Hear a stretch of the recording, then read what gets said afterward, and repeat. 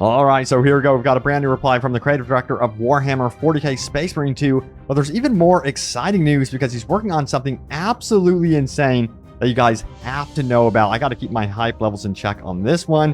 Since Space Marine 2 has turned out to be so good, yeah, this could be absolutely crazy. Now, the devs also did pretty much confirm that this is a no-go, at least in the short term. But will we ever see this feature happen in the long term? We'll talk about that one. And players are begging for a particular feature that has made its way into similar games, so why not Space Marine 2? And I do have a workaround for you on how to get this feature installed today, so stay tuned for that one. And this one class item worked so good in single-player campaign, so why does it feel so different in operations and PvP? And there's one weapon that is surprising a lot of players that you gotta try out. And check this out right here. So yes, fall is fast approaching. That means the gaming season is about to ramp up big time, which also means you're going to need to save money to buy the games you want. I have found a great way to save money through HelloFresh, a cost-effective meal kit solution that won't hurt your wallet and will keep your kitchen clean as well. And these easy-to-prep meals are delivered straight to your door. And guess what? You don't have to worry about standing in line at a crowded grocery store anymore. And one thing that I personally love about HelloFresh is the variety.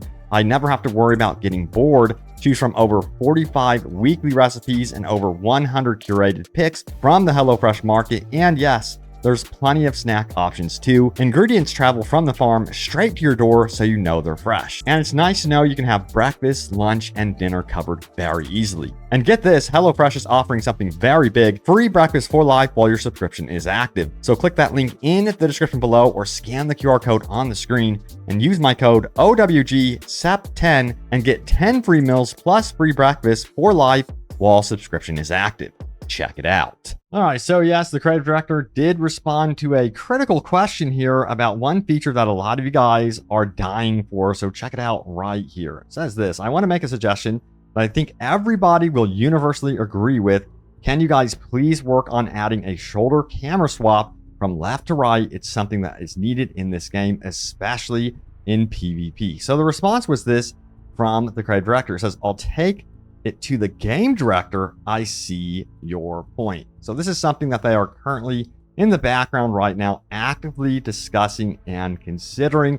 We'll see if they give us a more firm answer in a blog post or a new patch. We'll find out later down the road. But, you know, I actually took a look at the creative director's, profile here, and he is working on something very interesting. And I was wondering if it was going to be an entirely different creative director or the exact same creative director that led this project right here, Space Marine 2. But no, it is the exact same person, which is fantastic to find out. He is the creative director on Jurassic Park Survival, which is very good news for that project. And I am definitely going to be keeping an eye out on more news and info about Jurassic Park Survival, because yeah, the technology being used in Space Marine 2 is just directly going to be used in Jurassic Park Survival and even enhanced. You know, they're going to learn a lot from Space Marine 2 and push it even further. And I'm also curious, by the way, I'm going to go out on a limb here, if Jurassic Park Survival would perhaps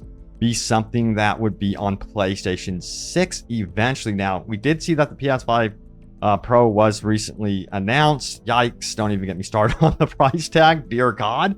But a lot of these projects that are newer or going into fresh development, like Jurassic Park Survival would be, well, those would likely kind of target the tail end of this console generation and then the start up of like the PlayStation 6, next Xbox era. So yeah, that could potentially be making its way to the, well, I guess you would consider them to be the next gen consoles at this point, but that's just me speculating. But that'd be very, very cool if that did happen.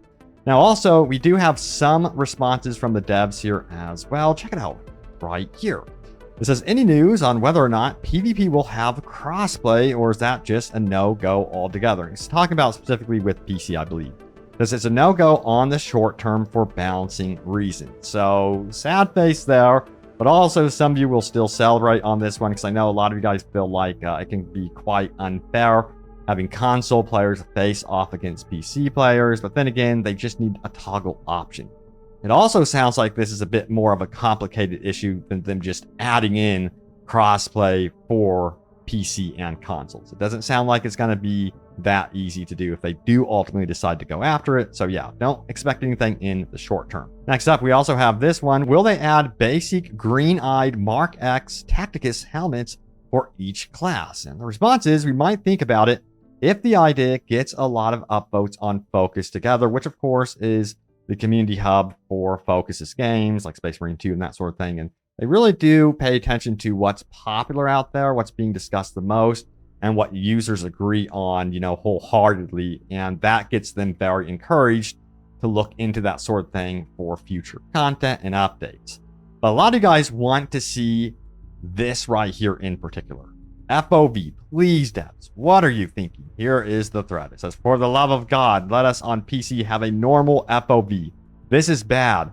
What you're giving us. Game is awesome. Nausea is not. So many replies here begging for this to be a feature. It's usually the norm in a lot of games like this, but guess what? I do have this right here because there is actually a mod that you can install. It is a Space Marine 2 FOV mod and has several options all the way up to 120, as you can see right there. And there's some other interesting mods that are like being developed as well, which I didn't expect this game to have any sort of mod. So that's pretty cool to see. Most of them are graphical stuff. But yeah, there is also another feature in the single player campaign that was a ton of fun. And players really enjoyed it. Then they hopped into multiplayer operations and PvP and they're like, wow, it's completely different. This feels so lackluster. What in the hell is going on? So check it out here. It says this: Operations Assault Jetpack is superlatively disappointing. And it goes on to say this: when I first saw this after playing story, I assumed it was a bug. It is so bad, but it isn't a bug. It is really this useless.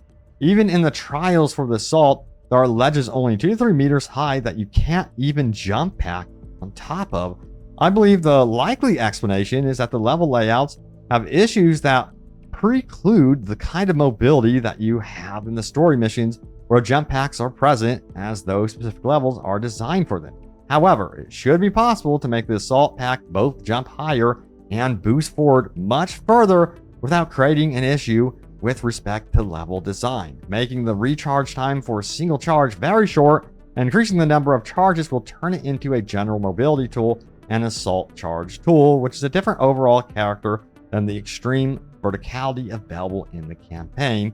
But it will be effective, useful, and thematically appropriate. So sound off, do you guys agree with this? Now as you get further into the perk tree with assault class, you can unlock some pretty cool stuff regarding the jetpack and being able to boost around a bit more from what I have seen. But yeah, a lot of agreements here about the jetpack. Feels like it's kind of nerfed from single player to multiplayer, and that it needs to be kind of leveled out to match what was on offer in the single player campaign, because it feels like a letdown going from single player to multiplayer jetpack. So yeah, hopefully they can give us some comments about potential future adjustments to that. But the big one is if they do adjust it, PvP, yeah, you don't want to make it too unfair, of course. Let me know how you guys are enjoying the assault class in PvP right now. Do you feel like they're underwhelming or not? But you know what isn't underwhelming, people are discovering? This one right here. It says, when you unlock the bolt carbine, it says unlocks, always has been. Wait, sniper is the best close range class? What? So players are discovering this one, and it seems like they're having a ton of fun with it. If we scroll down here, we do have some comments elaborating a little bit more. It says, I have been telling people not to sleep on the bolt carbine for a reason. I just don't like the burst fire. Love me the stalker bolt rifle though. Bolt carbine is fully auto. So yeah, this is something that is really cool, and it works great in tandem with the cloaking ability, and you can kind of become like a CQC guerrilla warfare style class if you just adjust your play style. A lot of people think the sniper is just a dedicated sniper. That is not the case. You can have a lot of fun with that class, messing around with it. But some players are like, hey, bolters are currently underwhelming and they should not have damage fall off.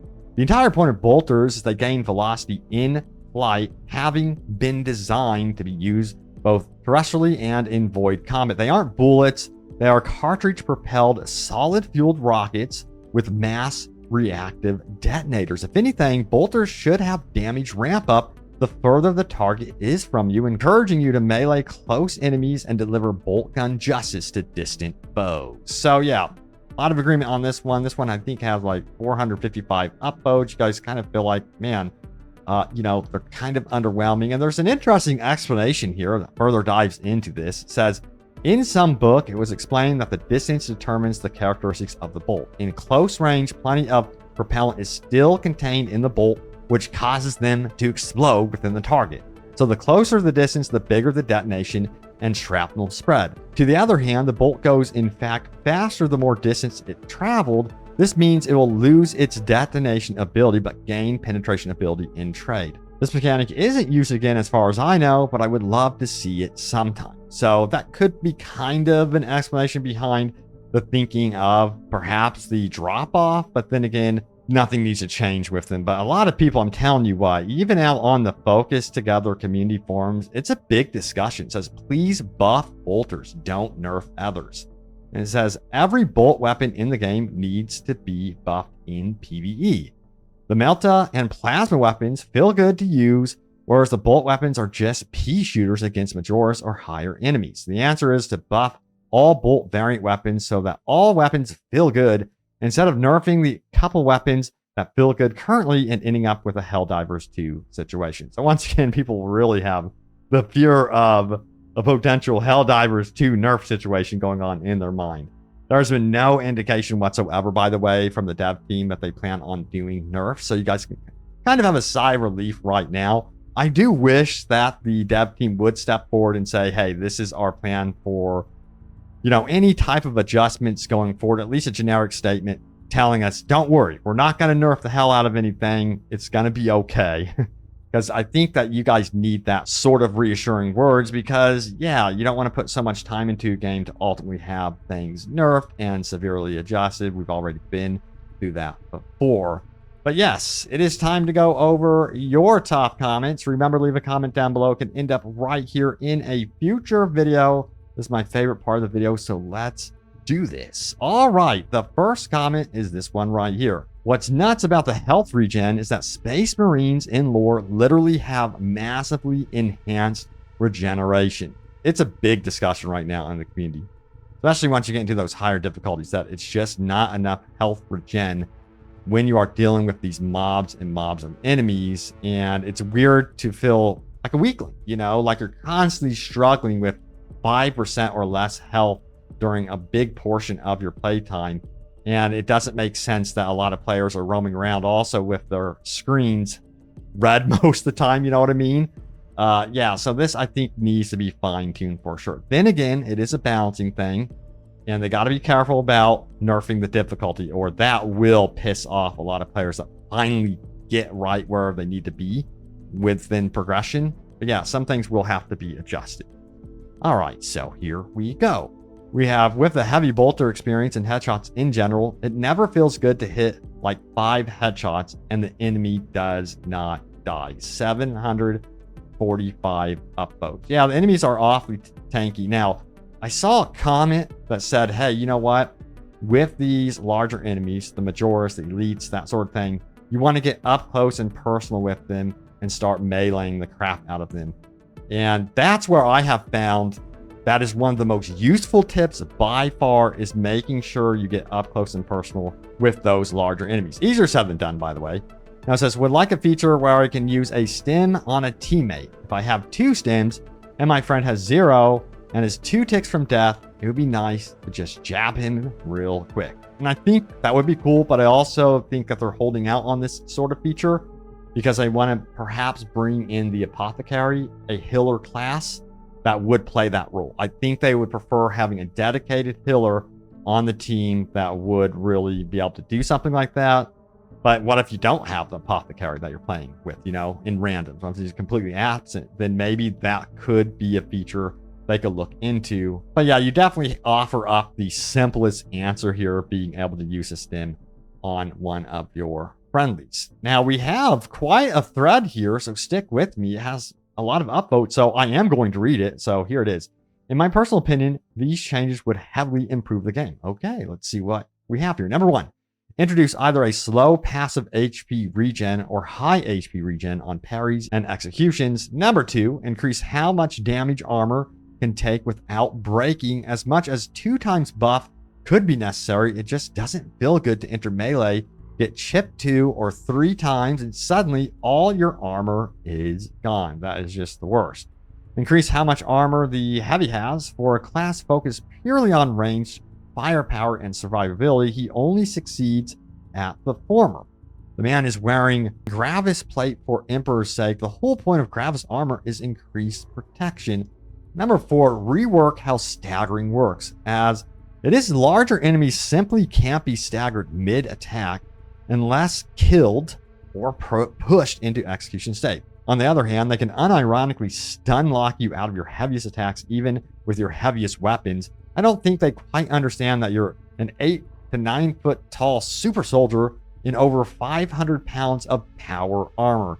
Why are you getting staggered by a space bug the same size, but likely a third of your own weight? Also, fail 1 parry or dodge when surrounded, and you might as well just put down your controller because you're not going to get out of it unless the enemy arbitrarily decides to stop attacking. You can't dodge in time, you strike back in time, and generally speaking, you can't even parry in time. Some very, very good points right here. This is excellent. Something the dev team definitely needs to read. Then we have ranged weapons either need massive damage buffs or ranged elite enemies need to massively tone down HP. No Tyranid Warrior or Rubik Marine is eating 20 plus bolts to the face. So coming from a guy who loves difficult games, these are not fun or engaging ways to increase difficulty. Constantly being on low HP isn't a great feeling, especially with the rarity of stims. Armor depleting immediately upon a couple hits from a full to 0 isn't fun and sort of defeats the purpose of having it at all. Being stun locked into simply eating damage you can't escape because you're still staggered into the next hit, and the next and the next isn't fun. That last one, by the way, is probably my biggest complaint currently. That is such a pain. I absolutely hate being stun locked and not being able to do anything. It's one feature that is in games and I can't stand it. So yeah, I think they need to definitely fine tune that one for sure. But anyway, thank you all so much for the comments. Keep them rolling in. I wish I could read through all of them, of course. I see some more here, but thank you guys so much for watching. Stay tuned here for more, and I will see you all next time. Take care.